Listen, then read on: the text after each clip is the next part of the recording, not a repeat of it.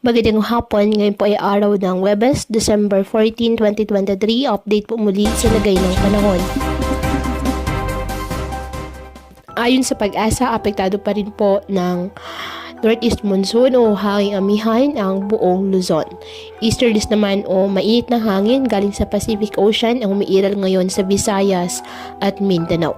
Samantala, isang low pressure area ang namataan sa labas ng ating Philippine Area of Responsibility at uli ito namataan ng Pag-asa sa may layong 1,865 kilometers east of southeastern Mindanao. Ayon sa Pag-asa, sa loob ng 2 araw mababa ang tsansa na maging bagyo, ngunit base sa pinapakita ng GFS model, patuloy natin na i-monitor dahil may posibilidad ito na maging bagyo at inaasang papasok ng ating Philippine Area of Responsibility posible po sa araw ng Sabado.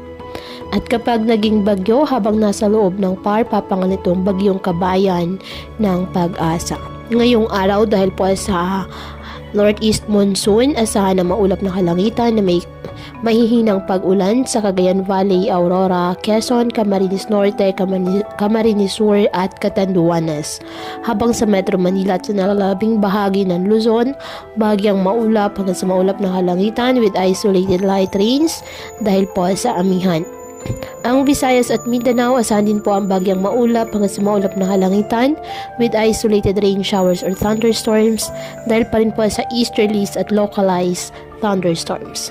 Kaya patuloy po na pinag-iingat ang ating mga kababayan sa banta pa rin ng mga pagbaha at pagguho ng lupa at ugaliin po na magdala palagi ng payong o kahit anumang panangga sa ulan o di kaya naman ay sa init ng araw kapag lalabas ng ating mga tahanan. At yan po muna ang update sa lagay ng panahon ngayong araw.